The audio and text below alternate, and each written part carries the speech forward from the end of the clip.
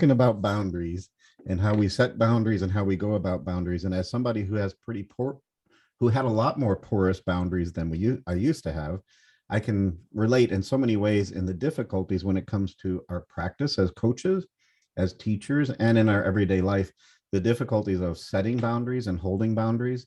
But there's a big, when I work with some new coaches, the difference between having rigid boundaries and having porous boundaries, um, there's a fine line, right? We don't want to be too rigid in our boundaries, especially in the coaching field, but we don't want to be too porous, because then all of a sudden we're sitting there for 2.5 hours with a client, and yeah, we still only charge them for an hour, right? So the biggest thing when it comes to setting boundaries is to know what your boundaries are and to understand where that line is that you're willing not to cross, but also have that flexibility to understand that there are times when it's been 59 minutes and the person sitting across from you is crying and spilling their guts and say, time's up, we'll continue this next week, right? That's not the right thing to do. But also, so how do you find that line, and how do you direct your clients and guide your sessions? The most important thing is to have that understanding that in a client session, you are the timekeeper. You can't expect your client to have any idea about how long they've been talking or how long your session's going to go. And there are a lot of clients who will just go with the flow and keep going because they don't know that the time is up. For me, where I first started learning is I make sure I always have a clock in the room. And depending on your phone or depending on a device that you can pick up is not logical, because I am not going to pick up my phone in the middle of a client session and say, oh, you have 10 minutes left, right? So I always try to have a clock on the other side of the room so that I can peek at it. Even in my sound baths, even in my meditation sessions, as you all probably have seen, in every room that I teach in or every room that I have a program in, there's a clock somewhere that I can see, and it's always where I can see it, so I don't have to turn around and look for it. So that's a good hint, right, to when it comes to managing our time. So that's really, when we're talking about boundaries, one of the most important boundaries that we have to work on, all of us, is time management, setting those times and having that security. And if you've booked an hour session, how are you going to guide your clients to that place of finishing in an hour? So to have that knowledge and be able to be a really great coach, at about the 10 or 15 minute mark, we should have the skills to be able to start to guide the session to completion without cutting people off but it all comes from the leading questions or asking those important questions. So when it comes to managing our time with our clients, who has some ideas on some of the best practices? I know Sam does, because she's smiling down there. Nope, you can do it. Come on. Well, firstly, I just got kicked out of the Zoom call and came back in. I don't know if that was a collective thing that happened or whether it's just my 1785 connection here. But it went a bit wonky for me. So sorry if I repeat something that you have literally just said.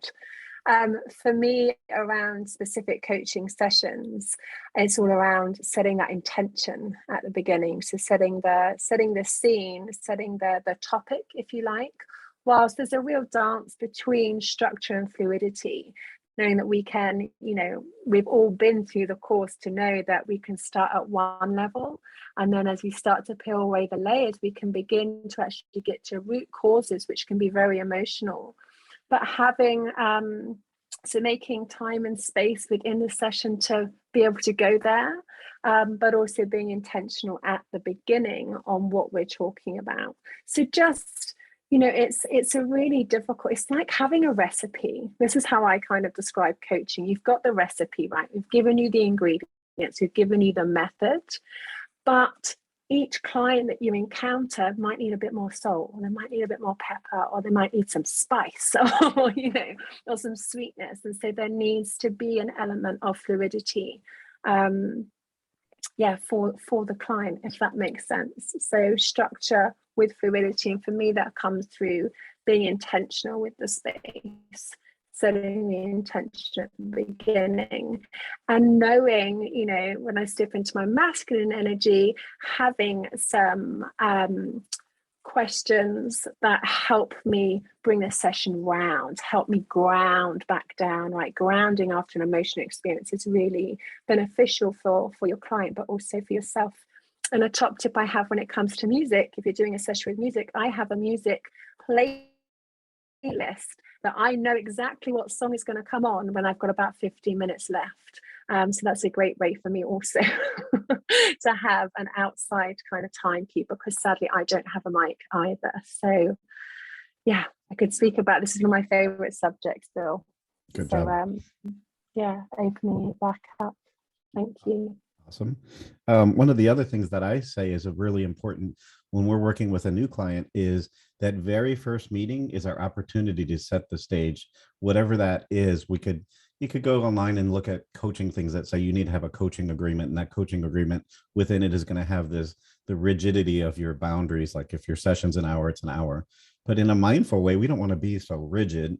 But again, it gets a little difficult when we're not as rigid as we should be and people start taking advantage, so that it really is setting the tone. And I can't tell you how many times I've sat with a coach who's taken that first client, and then they call me up after their client sessions like, it was really great, we spent an hour and 45 minutes really just talking about what was going on in their life. Like, okay, so next time they're going to expect an hour and 45 minutes, so make sure you understand that if it goes over an hour, are you going to charge extra for the hour?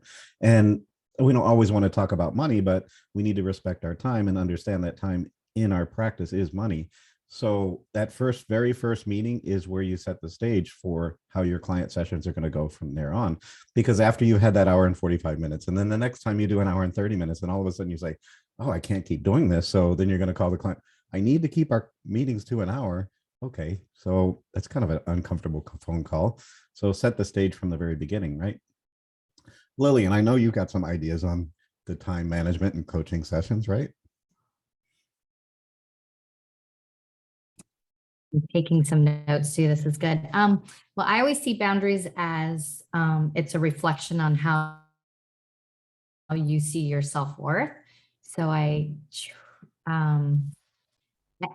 love what you said, Bill, that from the very first meeting or from the very first time you meet with your client, I try to set that right away, and not so much on time, but trying to be that reflection on my self-worth, and also bringing in that compassion of their self-worth. So it's kind of hard to explain, but I don't know, you put me on the spot and I was taking some notes there. Let me think a minute. I'll come back to you, but I know that that's something that I love. Boundaries. I love healthy boundaries. I know it comes up all the time. I feel like Sherry and I have been talking about boundaries a lot recently. We had quite a heavy session with some parents the other day, and it's hard when there's a lot of emotions, but that's where I feel like self-worth comes in a lot, and reflecting that. But I'll be a little more clear in a moment. But I love what everyone has been saying. Just give me Awesome. one more minute to put I'll it try not to put together. people on the spot like that again. No, I But don't mind at all. I was taking notes and I liked what you Oop. said, and I was going back on something Sam said. I was like, oops, now it's my turn, and I'm still reflecting on, but no, this is good. Excellent. And we'll keep talking about time, but the other big thing that when it comes to our boundaries is energy, right? How much energy are we willing to put out and put out? So what are your boundaries when it comes to your energy is really an important piece. So I have this little slide. I posted this on the if you're not part of our Facebook group, which I think everybody here is, I posted it in the Facebook group, but here is one of the slides I wanted to share if I can find it. Oh, this is funny. So I was reading this article by this guy who says when he talks about setting boundaries, a good way to talk about it with your client, if they've ever watched the movie Dirty Dancing, and when he's teaching her how to dance, he's like, this is my space, this is your space, and it's the space in between that determines how close or how far away I want to stay with you. So I thought that was kind of cute. But anyway, so when it comes, you can see this slide, right? That says, what are your personal boundaries? Yes. So personal boundaries are very similar to our boundaries. So here it is, the personal boundaries are the limits that and the rules that we set for ourselves in our relationship. So in our sessions, it's our coaching relationships. And for us to have healthy boundaries, we should be able to say no, and we should be open with letting ourselves receive energy, but knowing that we are the ones who control that energy. I always talk about, I put this bubble around me every day. I put this bubble and I hold that space. And it's that energy from which I'm going to move forward with. As Sam said, it's setting an intention. I set the intention in every client session that I have, and that's part of my bubble. But I set the intention at the start of the day. What am I going to focus on today and what energy I'm going to put out? And then when I'm sitting with my client, I extend that bubble over them. And at times, if my client gets too contentious or crosses a line, I pull that bubble back and I say, no, we're not going to go there. Not specifically those words, but I will use some good coaching practices to say we're not going to get involved in that conversation right now. So here's the common traits when it comes to boundaries. We have rigid boundaries, porous boundaries, and healthy boundaries. And if I look at this list, and I was looking at it earlier and I'm like, I fit right in the middle in that porous boundary section section. But I really am, as a coach for myself and working with my coach, I really work on these pieces over here on establishing healthy boundaries. I should value my own opinion, but value the opinion of others too, and recognize that everybody has the right to have their opinion. So that makes it more flexible than saying my opinion is the right opinion. I'm here to listen to my client's opinion or the people in my life's opinion without taking it personally when their opinion differs than mine. The other thing is we don't compromise our values for others. If we have healthy boundaries and we will understand what our values are, then we don't compromise them, but we understand that everybody else has their own values. Again, I don't take it personally if their values don't match mine. Maybe I need to do all I can to protect myself from that person because their values don't agree with mine, but I will never compromise my values. So one of the things that comes when it comes to values is we have to be able to say no when somebody is crossing that line.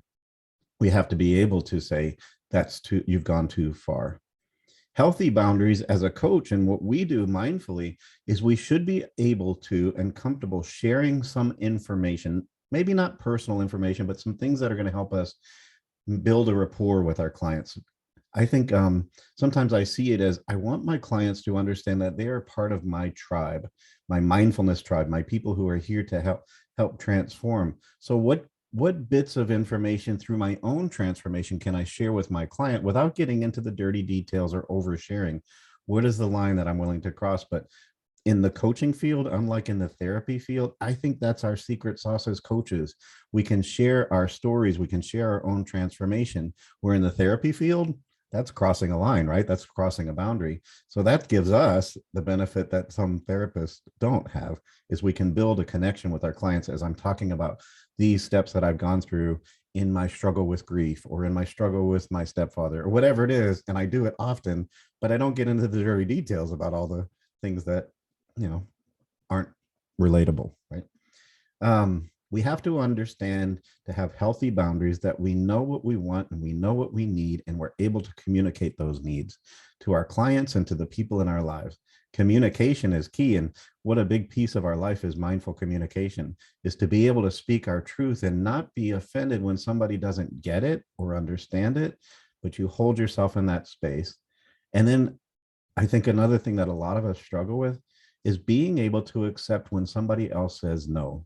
When we ask somebody a question and they say no, or when we have a conversation with somebody and they're like, I'm not going there, right? A lot of times we take that personally, and a lot of it comes from trauma from the past or unresolved issues with what we grew up with or whatever it is, that if we're not comfortable with people telling us no, how are we ever going to be comfortable saying no to somebody else, right?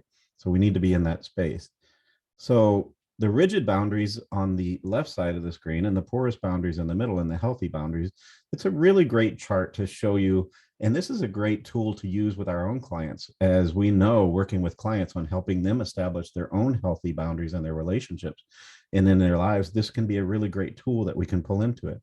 But also understanding that I think we all fit in these three categories at different times in different situations.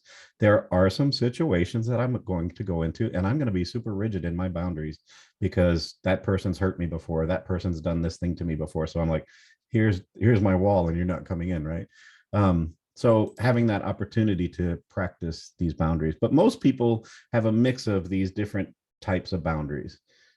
Somebody might have healthy boundaries at work, but porous boundaries in their relationships at home. Somebody might have healthy boundaries at home, but when they're in a situation where they're sitting with their parents or they're sitting with somebody who they have unhealthy boundaries. So understanding it's not a straight line.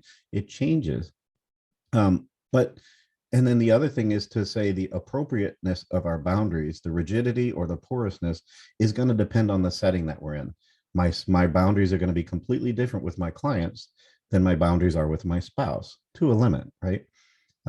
So it's a great slide, and I posted it on the Meditate Tribe. The other thing I posted, and this is a really great tool for us also to use with our clients, is this little tool that's called boundary exploration.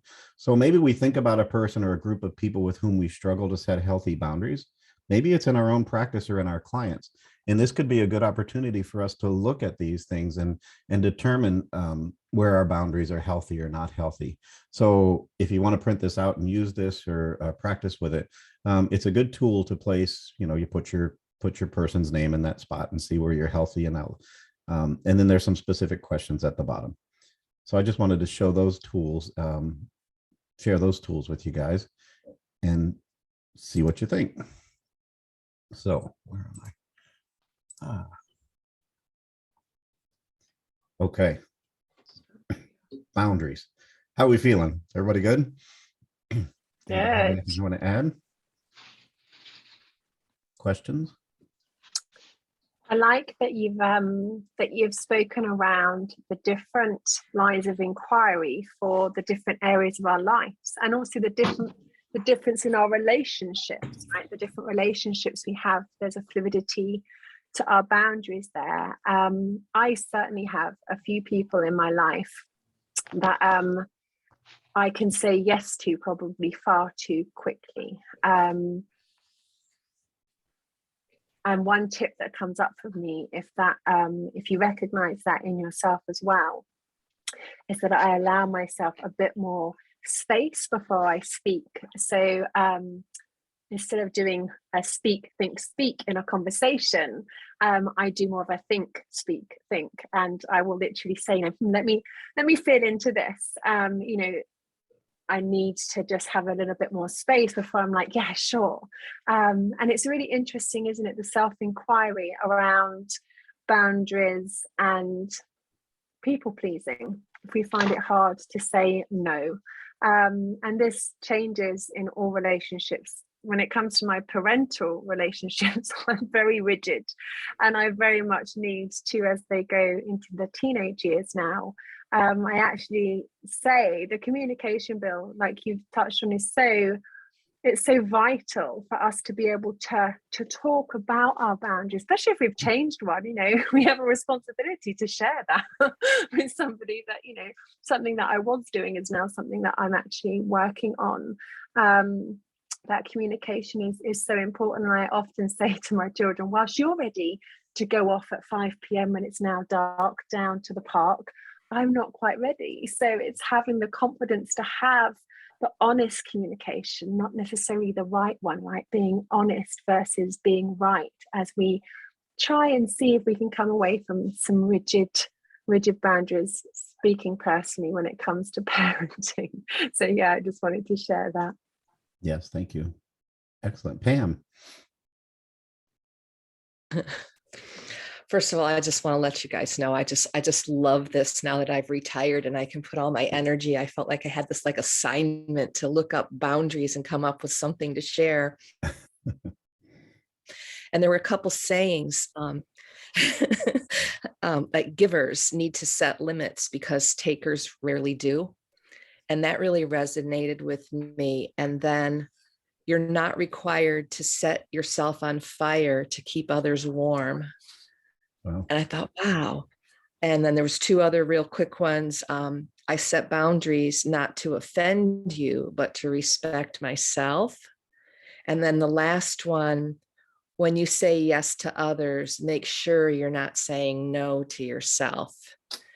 Because what Sam just said, sometimes it's just so easy to certain people to just go, oh yeah, okay. And then you're like, oh no, so it's that wait time is so terribly important to like, what did they just ask me? That sounds great, but no, I really don't want to do that. And no is a complete sentence. So I love that. hearing. Good job. I love that. Self-worth is so important, and reflecting that. And also, have you noticed that when you're sitting with someone, you can tell by their body language whether they're, reading, having that visual assessment of the person that you're with is so important. Because even, have you noticed if you're talking and you're feeling a little bit, you'll either reach back, but that is just so important, having that visual assessment, and you can really see someone's confidence or maybe insecurities just in that as well. But I don't know why that just came to me. Sorry, I interrupt. I appreciate. No, that's great. It's a sharing time. This is all about sharing. Claire. Yeah, I use essential oils a lot, Terra essential oils, and just for people's information, tea tree is the oil of the boundary. So you can actually use some tea tree on yourself to protect yourself with the essential oils. And there is other oils as well, but tea tree is the main one. Quite interesting. Like you can use it. You can also use balance on your feet, or you could use something to ground you on your feet as well before you start to meet, and then you would feel very grounded. Little tip. Love it. Love it. I was reading this this interesting discussion from Thich Nhat Hanh's book Anger, and he talks about how even though we might be really good and set in our boundaries and in our energetic space, that deep within us there are these seeds that lie dormant, and in our deepest consciousness or deep in our heart or whatever it is, and all these seeds are connected to different emotions, right? Anger, fear, sadness, compassion, all the stuff that's there.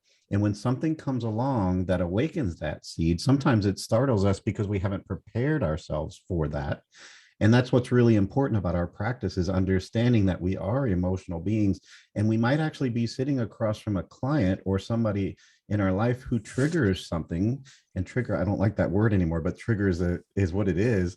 And it awakens that seed. And how we respond to that trigger is really important to holding space and setting those boundaries, because I could have somebody that makes me angry, and if I go off on that person without them understanding why, then that's not going to be a healthy situation, right?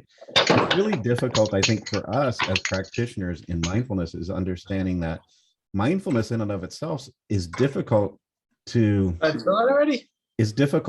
with our practice of mindfulness, because mindfulness is a practice of non-judgmental, being non-judgmental. But aren't setting boundaries themselves kind of judgmental? Like we have to discern whether that person is safe, whether that person's an energetic vampire, is that person telling me the truth, all those things that come up. So having that understanding that maybe it's not the word non-judgment, maybe it's more discerning. We have to be discerning while still being mindful. So there's a little bit of a conflict there when we're trying to be accepting and listen, and as energetic practitioners, we absorb the energy that the people are putting into us. But having this practice to say, that's you and this is me. You're talking about yourself, you're not talking about me, and not taking things personally is a great lesson for us to model for our clients, moving out of that space of blame and taking responsibility. That's a big boundary. That's a big thing that people need to work on. Is it's your life. Yes, you have trauma in your life. Yes, there are things going on in you, but it's still your life. So how do you coach your clients to that place where they're empowered? And empowerment is a big piece of our practice, is we are empowering our clients to come into that place of being aware, of accepting. And then once you accept it, what are you going to do with it? And that's your responsibility as a coach. It's not for me to tell my clients what they're going to do with it. It's for me to perhaps ask the question that they're going to be like, aha, that's what I'm going to do with it. I accept the fact that I had this terrible childhood, or I accept the fact that that person wasn't there to give me all that I needed at the time. You can't change it. So having those boundaries to say, this is me and this is you, and you practice it over and over, it is a practice of empowerment, because this is me And that was that person, and that was that person, and that was that person. So that is a beautiful practice. And that's a great tool that we can use when we're coaching our clients to come into a space of having good boundaries, because boundaries aren't only about the present. Boundaries are about the energy that comes up from the past and the trauma that comes up from the unresolved issues that we're carrying around, right? And as we get better and better at holding boundaries in the present, the less those things from the past come in and disrupt our life or cause us pain or trigger that. Mindfully, of course, we embrace our emotions. We recognize that we are emotional beings. And how do we set those boundaries on when those emotions come up? Because we always talk about, we want to let them come up so that we can do something with it, right? But having those boundaries to say, this is the right time or this isn't the right time, losing yourself in front of your children or in front of a class is probably not the best idea, but finding those opportunities to do that when you can. So when we touch the seeds of mindfulness, inviting ourselves to experience life as it is in the present moment, we have to have those boundaries of understanding when the right time is and when the right time isn't. But with mindfulness, what comes with mindfulness? Acceptance. And when we practice mindfulness over and over and over again, we get better at accepting life as it is, accepting where we are and what we've been through, accepting the experiences and whatever emotion is present in the moment. And we get less reactionary to those emotions, and we accept that that's there in this moment. And that's an internal experience. And it's up to us to determine if it's going to be turned into an external experience. Are we going to invite others into our emotional space? Are we going to express ourselves in a way that might be beyond what is needed at the moment, right? So having those practices, so it means we don't try to discharge that emotional energy at the wrong place at the wrong time. But having the tools to know it's there, we need to revisit it, even though this might not be the right time. Something triggered me and I need to do some work with that. So we give space for that to exist within us. And that's a boundary that we hold for ourselves, right? It's an important piece of our practice is understanding the emotions that are there. So once we bring mindful acceptance to our emotions, and we understand that all of a sudden we can start following this path forward of the fact that I am an emotional being, and give our clients the opportunity to respect that in themselves. So once I get better at accepting my emotions and understanding that, again, there's a right place and a right time, then we can coach our clients. And what are we doing as coaches? We're inspiring others from our own behavior, from our own experiences. That's our practice. That's our gift, is being willing to share our experiences. So we need to get better and better at it.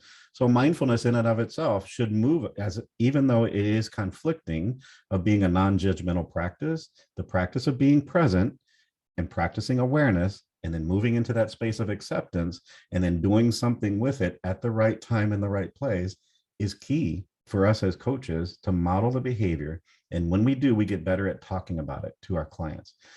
So yeah. Whoop, whoop. Okay, I'm done. See you. Now you nailed it. Sorry, I had to that was awesome. Thank you. That was really good.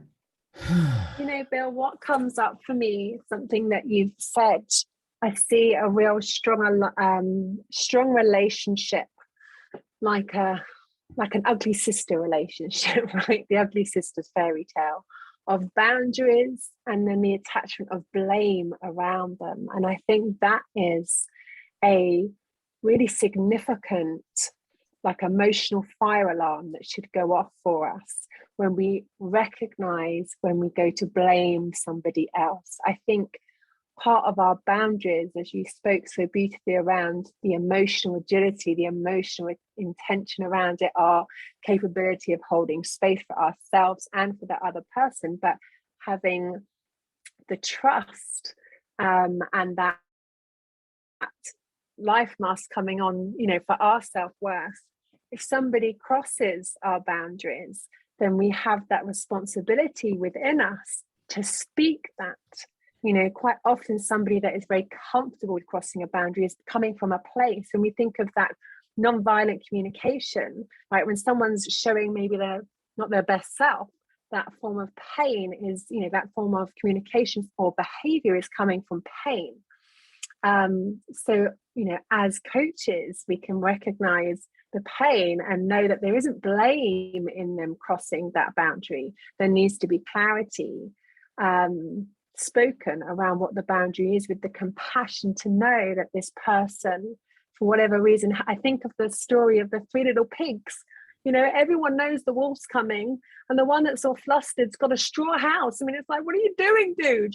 That is a form of someone not having boundaries. They don't want the bad coming in, but they don't know how to keep it out. They haven't got the tools. And as coaches, we're the little piggies. Don't know why I've gone into. I am drinking, by the way. We've got the little piggies with brick houses, right? We are the brick houses. We've got the beautiful windows letting the light in. We're not trapping anyone out, but we have strong boundaries around us. So I think it's really interesting to consider boundaries and blame, and boundaries and forgiveness. And knowing that, if we recognize within our client, or I certainly recognize in a specific relationship in my family unit, an old, outdated, and yet I still get triggered, right? That's my responsibility. That isn't this person anymore. That's my outdated story. And I need to bring in some forgiveness there, because I'm the one suffering. They're not. They're fine. I'm the one suffering. So boundaries and blame, boundaries and forgiveness. Brené Brown has an amazing book on this, around boundary. Any emotion without boundaries is not vibrating at the best level for you. Exactly. We have Brené Brown's video in the course, and it's where she says compassion without boundaries is not compassion. Love without boundaries is not love. It's that moving into that space, that boundaries, and she says it in a video, boundaries are friggin' important, because if you want to move through your life grounded in who you are and connected to the energetic being that you are, you have to be able to accept that boundaries are so important. In the mindful attributes of being non-judgmental and working on acceptance, when it comes to those people who challenge our boundaries, when we open ourselves up to see them as somebody who's testing our boundaries, or a lot of times when I'm teaching sound, I'm talking about how I have this bubble around me, and every now and then somebody can come in and press the right buttons that's going to push that combination that's going to affect me. And that's a me thing. That means I allowed that person to come in and break through my boundary. So there's a lesson. What can I do to change that combination? What can I do to be more grounded in my own energetic space? Inevitably, our practice leads us to be more compassionate to ourselves, to understand that, yes, I am triggered by this thing or that thing or this thing. And so, okay, there's still work to be done, because boy, as long as I've been working at it, am I already there, all the way there? Absolutely not. Sometimes I like to say I'm about 75%, but maybe that's being a little bit generous. Maybe it's more 50-50, because I go into some situations that tend to make me respond in ways that I'm not proud of, or it all comes from a place of suffering. But when I can see that that person's doing it because they're coming from their own suffering, what does that do? It opens me up to be compassionate, and it takes away the anger and the blame. It takes away that hatred towards that other person. And it's challenging in our lives, whether it's politically, emotionally, spiritually, or the world that we live in. It's challenging to hold our space and not be triggered to respond to some way that we shouldn't. But with practice, we start to move into a place where our own suffering starts to decrease and compassion takes over. We're more compassionate. And I can say, I see you. I see you trying to test me. I see you trying to push my buttons. And I see that comes from a place of suffering. I don't know what led you there, but I'm going to say, I see you. And what do? We go back to that practice of loving kindness. May you be happy. May you be free from suffering. May you live your life with ease. And may you find loving kindness in your life. Boy, all of a sudden I went from being up here to being right here. And that's our practice. And again, if we can model that for our clients and model that for the people that we live with or and around in our life, then we're giving people that opportunity to come back and be more compassionate themselves. Yeah. It takes one to know one, right? Exactly, for sure. And that comes up so much over and over again. So it's really hard to keep the boundaries and yeah. Boundaries aren't easy. They take practice. But when we cultivate our skills, especially when we cultivate our skills of mindfulness, all of those pillars that we're using in our practice are what going to help us be more solid and grounded in our boundaries, right? When we move into that space of awareness, being aware of what our boundaries are, and being aware that there are going to be things in our life that are going to test those boundaries, being aware, so we're always paying attention, accepting that as the fact. Once we accept that it's going to happen, we shouldn't be surprised, right? It's like every time we drive in traffic and somebody cuts us off and we get angry, how could that person cut us off? Well, it's been happening. How much in your lifetime has somebody cut you off in traffic, or somebody done something stupid? Why would you be surprised? Or I don't know, the mother-in-law sitting across saying something, the same thing over and over and over again. Why am I surprised that my mother-in-law is always picking on me? Those kind of things happen up, right? So acceptance is key. And then once you've gone through those first two pillars, awareness and acceptance, then it is, what am I going to do with it? Am I going to lean into forgiveness? Am I going to lean into compassion? Am I going to lean into gratitude, or whatever else we want to use? That's really where we become more grounded, and that's where our bubble becomes stronger and stronger and stronger, right? Yeah, I can't speak about it enough. That it's all about energy, right? It's all about energy. And I think the more you coach difficult clients, which maybe it's the difficult enough too, but I feel like as the longer I've been coaching, the more I'm trying to refine those boundaries, where it was always about like connecting right away and letting them know how much I care, where I was like, refining your boundaries has been my work up, definitely recently, in the last few years, but it's good to take on those really challenging clients. Does anyone else agree? Like, I like having those ones because I love challenging anybody else clients. coaching for a while and feeling like you're wanting to refine your connections and your boundaries a little bit more. Absolutely. I think those are the things that make us better coaches, because when we're confronted with somebody who challenges us or doesn't even agree with what we're saying, it's like, well, how can I get this person to connect? Because good for the practice. That's exactly. And what you practice grows stronger. So the more you practice those, being there for those difficult clients, the more you're there, even more present with those not so difficult clients, right? And understanding there's probably a lot beneath the surface that non-difficult client isn't willing to challenge you about, because they want to be nice too, right?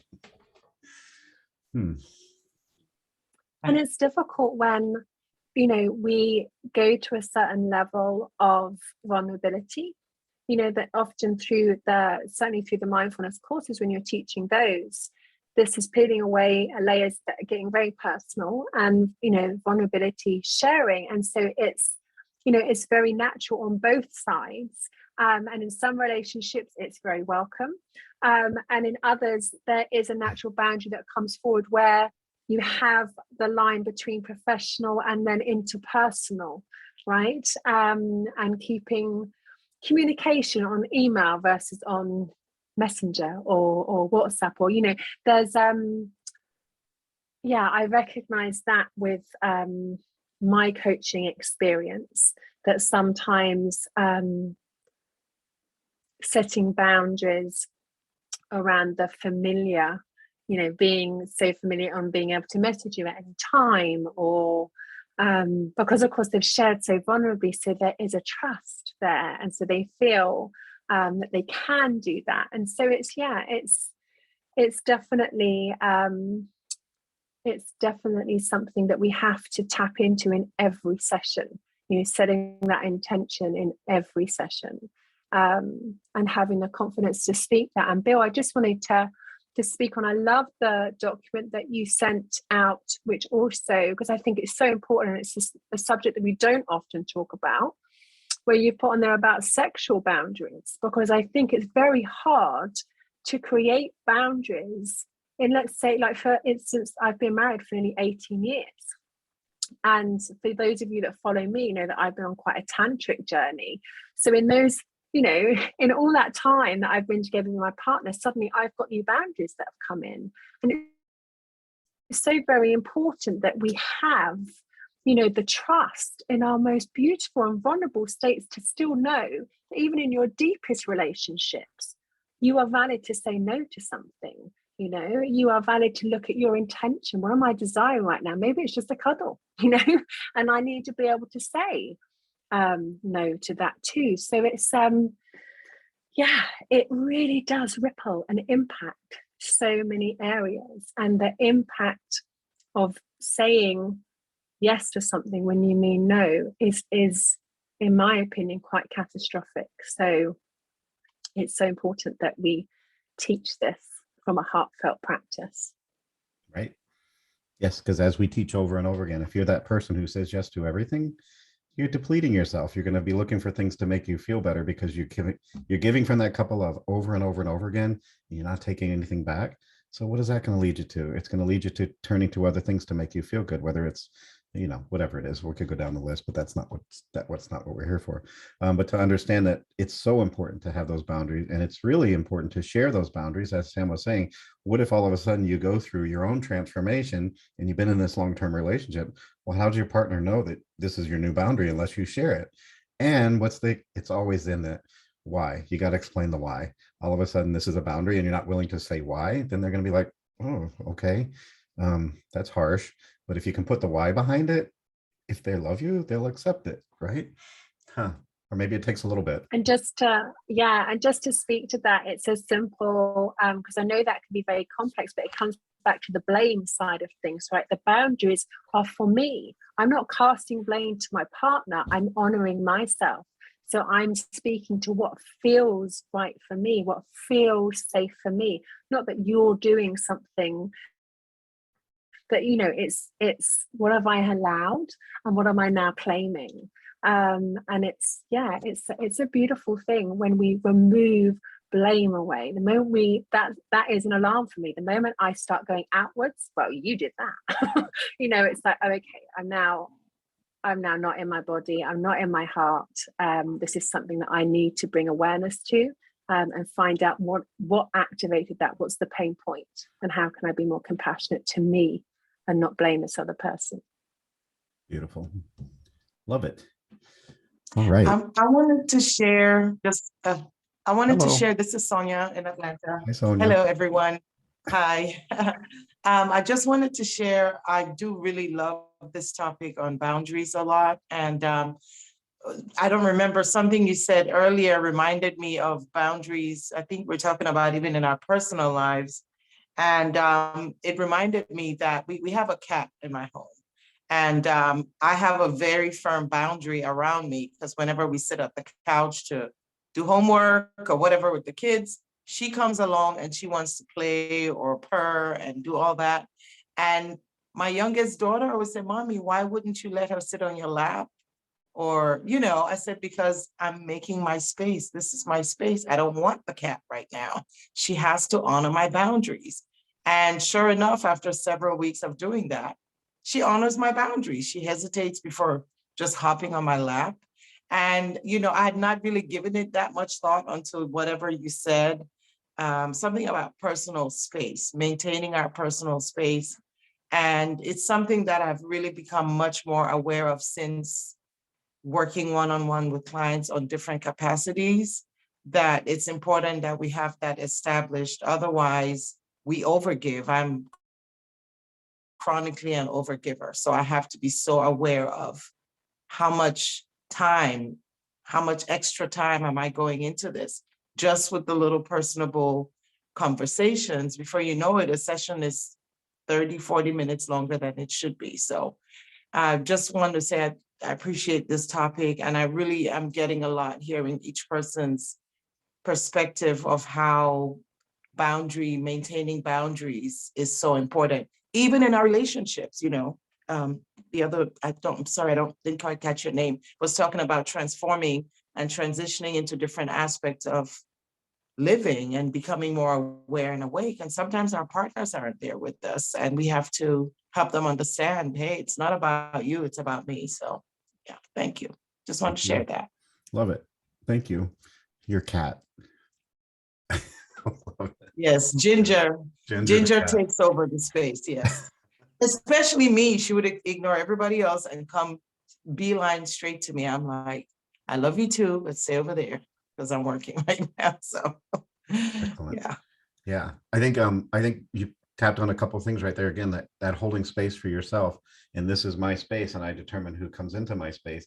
But it's not just the physical space, it's the energetic space, it's the emotional space, it's the spiritual space. And who's going to set that boundary if we don't? Nobody, right? Everybody's going to challenge it. Everybody's going to think that it's okay to walk on your belief system or your values or your energy or whatever it is until you, but you have to understand what your boundaries are first. And I think that's our starting point, is what are my boundaries when it comes to this or that? Right. So if we don't understand our boundaries, how can we expect anybody else to understand our boundaries? So if we have any homework to do, it's that, is like, go through those sheets that I sent you and work on. We can all be better at boundaries. Absolutely. It's something I practice all the time. It's something I teach all the time and coach all the time. But as I said, I might be 50-50, maybe 75 on some days. But anyway, something we can all work on and be better at. So anybody have anything else they want to close out with? I love seeing the chat that's been going on, Bill. I know you've been talking, so it's always so hard to see the behind the scene chat. In brief, we've been, Dr. James has been sharing beautifully around the need to be liked, you know, the people pleasing and how that comes down to our self-worth and self-esteem. And really for me, those forms of expression come down to those core needs that we learn in communication, right? The need for community, the need for safety, the need for well-being, the need for purpose. You know, when I recognize that I really want someone to like me, I'm coming from a place where perhaps I don't feel safe. So again, it's that alarm system of what is lacking me right now that I'm trying to fill. You know, I want some of your cup to fill me up, but actually it's me that is responsible for my cup. So yeah, beautiful conversations. I just wanted to For sure. say that I've seen them Yes, in the background there. Awesome. Yeah, I think a big piece of that piece about wanting to be liked too is, as we teach in sound healing, the resonance piece, how some things resonate with other things, right? How some notes resonate with other things, some instruments resonate with others, some bowls will resonate with others, but then some of them have this dissonance. And that's how we should see our lives. That's how we should see the world, that the world is made up of all these different energetic beings, and some of them resonate with us and some of us don't. Some of them don't. We go back to our childhood, and as we're growing up, we fall into this clique, and it just happens. It just happens. You're the nerdy group, or you're the athletic group, or you're this group or that group. And that's the resonance that we connect with. But then we look at that group and we say, why does that group not, why don't I'm not worthy for that group, or I'm not good enough for that group. And then we try to force ourselves to fit in with that group. And what does that cause? It causes suffering. It causes that dissonance. So it's an important lesson for us to understand the boundaries of other people's resonance. Not everybody's going to get me, and that's okay. And it's a difficult thing to accept. But when you get in that space and you're sharing yourself and you're putting everything out, and you make these great meditations, or you teach some class, and it's like, why did that person not respond, or why did that person not get me? They're not on my same wavelength, and that's okay. So yeah, so important piece. So we can't all be liked by everybody, although I like you all. How about that? All right, cool. Love it. So, perfect. I like that finishing piece that you just typed in there. I am worth it. I am enough. My boundaries are important to protect myself and keep me safe. That's what it's all about. Keeping your energy safe, keeping your emotions safe. I love that. And thank you for sharing. All right. So it's 2:58. That's a good way to fill an hour, right? So a question, is 2 o'clock the right time to do this? Because I'm trying to connect with our English folks. With you're 5 hours ahead, right? 5. You know, and we have some people out in California. So this is going to be probably 11 o'clock or 12 o'clock out there. So I'm trying to fit it right in the middle, because, you know, a lot of us would be, I wish you were doing these in the evening. Well, Sam's sound asleep by the time we get to our evening over here in Claire. And so I'm trying to fit it right in the middle. So I think I'll keep it in this time range between the 2 and 3 o'clock hour. And those who can make it, and those who can't. And I'll be recording them. I'm going to come back next week, because here in the States, pardon us, Sam and Claire, it's Thanksgiving week. And I want our topic to be gratitude. So if you can make it next week at 2 o'clock, I want us to come up with some thoughts on gratitude, and let's share them together and see opportunities that we can take our conversation on gratitude and use it with those that we're around on the holiday moving forward, right? So some practices, some best practices, and focusing and shifting the mind to gratitude would be really useful and could be a great conversation. So there's your homework, in addition to the homework you have for setting your boundaries. And we're going to revisit this topic again. So this isn't all of it, but we'll come back to boundaries again in the future. Okay. Remember Claire on Thursday, Manuela, Friday after Thanksgiving. Sam and I are also doing a teachers forum on Friday. Is that this Friday? 11 o'clock. If you've been part of our teachers forum group, the teachers and coaches forum is an opportunity to be more, it's more of a networking group where we share our intentions, share what we're working on. So it's a little different than this topic focus group. So we'll send out the invite sometime soon, and it'll be the right one, I promise. So, all right. Again, I appreciate you guys joining us, and I'll see you next time I see you. All right.